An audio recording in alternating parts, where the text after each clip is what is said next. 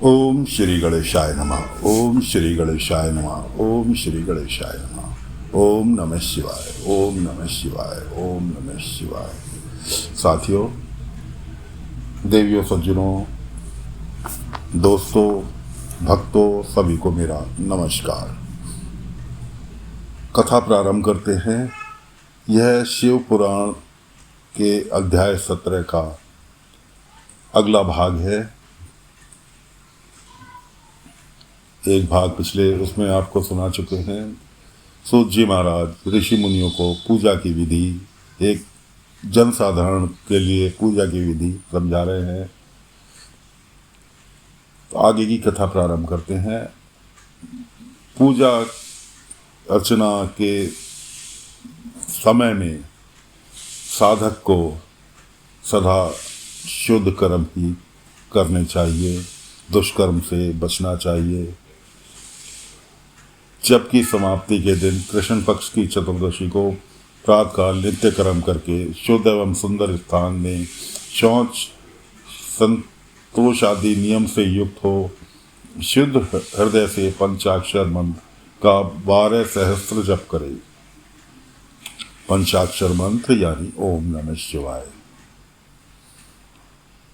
तत्पश्चात वर्ण करे 5 सपनित ब्राह्मणों का, जो श्रेष्ठ एवं शिव भक्तों, मतलब 5 ब्राह्मणों का आदर सत्कार करे। इसके अतिरिक्त एक श्रेष्ठ आचार्य प्रवर्ग का भी वर्ण करे। उसे साम सदा शिव का स्वरूप समझना चाहिए। ईशान, तत्पुरुष, अघोर, वामदेव एवं सज्ञोजात, इन 5 जो कि प्रकृति स्वरूप 5 ही श्रेष्ठ और शिवभक्त ब्राह्मणों का वर्ण करके पश्चात पूजन सामग्री को एकत्र करके भगवान शिव का पूजन आरंभ करे। विधि पूर्वक शिव का पूजा संपन्न करके होम आरंभ करे यानी हवन आरंभ करे। अपने ग्रह सूत्र के अनुसार सुखांत कर्म करके अर्थात परिसमूहन, उपलेपन, उल्लेखन, मृद, उद्धरण और अभ्युक्षण, इन 5 भू संस्कारों के पश्चात वेदी पर स्वाभिमुख अग्नि को स्थापित करके कुंड कंडिका के अनंतर प्रज्वलित अग्नि में आजज्ञ भागांत आहुति देकर प्रस्तुत होम का कार्य आरंभ करे। कपिला गाय के घी से 11, 100 एवं 1001 आहुतियां स्वयं दे अथवा विद्वान पुरुष शिव भक्त ब्राह्मणों से 108 आहुतियां दिलवाए। होम कर्म समाप्त होने पर गुरु को दक्षिणा के रूप में 1 गाय और 1 बैल देने चाहिए। ईशान आदि के प्रजिक स्वरूप जिन 5 ब्राह्मणों का वर्ण किया गया हो उनको ईशान आदि के स्वरूप ही जाने एवं आचार्य को साम सदाशिव का स्वरूप माने। मतलब जो आचार्य आपको कथा सुना रहे हैं, आपका पूजन करा रहे हैं, उनको भगवान शिव के रूप ही मानना चाहिए एवं आचार्य को साम सदाशिव का स्वरूप माने। इसी भावना के साथ उन सबके चरण मस्तक को सीधे। ऐसा करने से वे साधक अगणित तीर्थों में तत्काल स्नान करने का फल प्राप्त कर लेता है। उन ब्राह्मणों को भक्तिपूर्वक दशांश अन्न देना चाहिए। गुरु पत्नी के पराशक्ति मानकर उनका भी पूजन करे। ईशान आदि क्रम से उन सभी ब्राह्मणों का उत्तम अन्न से पूजन करके अपने वैभव विस्तार के अनुसार रुद्राक्ष, वस्त्र, बड़ा और पुआ आदि अर्पित करे। तदंतर बलि देकर भरपूर भोजन कराए। इसके बाद देवेश्वर शिव से प्रार्थना करके अपना जप समाप्त करे। इस प्रकार पुरुषरण करके मनुष्य उस मंत्र को सिद्ध कर लेता है। फिर 5 लाख जप करने से समस्त पापों का नाश हो जाता है।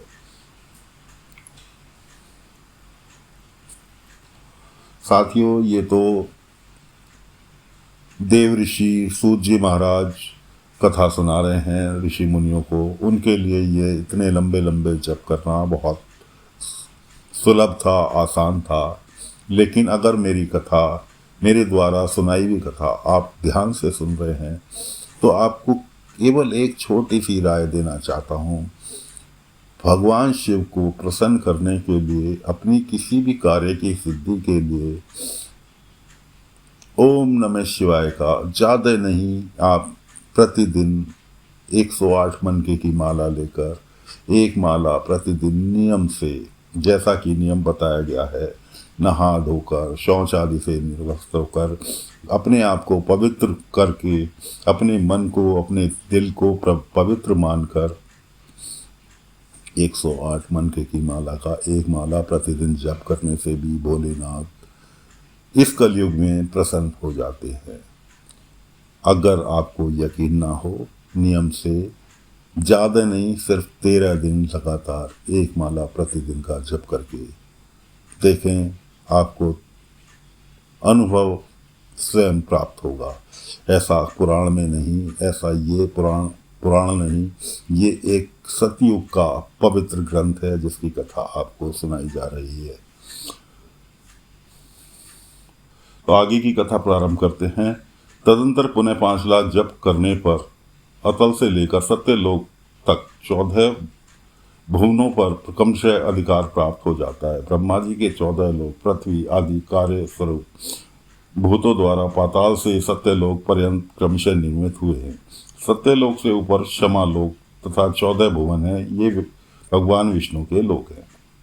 क्षमालोक से ऊपर शुचि लोक पर्यंत 28 भवन स्थित हैं। शुचि लोक के अंतर्गत कैलाश में प्राणियों का संहार करने वाले रुद्रदेव विराजमान हैं।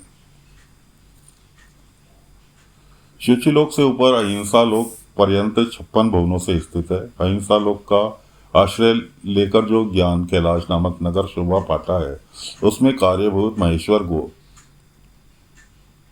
अदृश्य करके रहते हैं। अहिंसा लोक के अंत में कालचक्र की स्थिति है।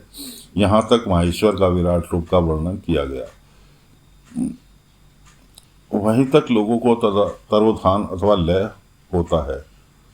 उससे नीचे कर्मों का भोग और उससे ऊपर का ज्ञान का भोग होता है। उसके नीचे कर्म माया है एवं उसके ऊपर ज्ञान माया।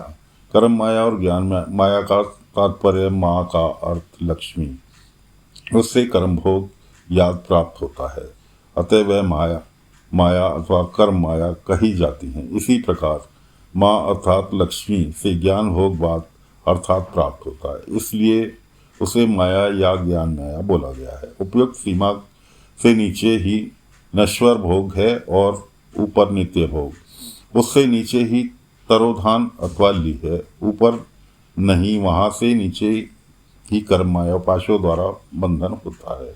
ऊपर बंधन का सदा अभाव है, उससे नीचे ही जीव का साकाम कर्मों का अनुसरण करते हुए विभिन्न लोकों और योनियों में चक्कर काटते हैं।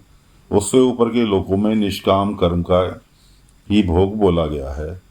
बिंदु पूजा में तत्पर रहने वाले उपासक वहां से नीचे के लोगों का विचरण करते हैं। उससे ऊपर का निष्काम से ही शिवलिंग की पूजा करने वाले उपासक ही जाते हैं।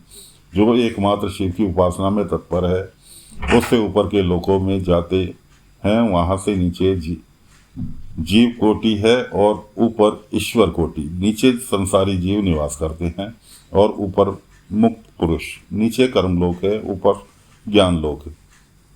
ऊपर मद एवं अहंकार का नाश करने वाली नम्रता है।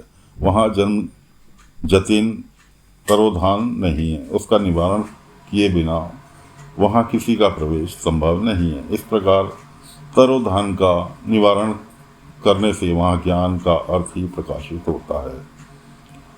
तो साथियों, अध्याय 17 का इस भाग को यहीं विराम देते हैं। इस भाग की आगे की विधि पूजा अगले भाग में लेकर हाजिर होंगे। आज्ञा दीजिए। ओम नमः शिवाय, ओम नमः शिवाय, ओम नमः शिवाय, ओम नमः शिवाय।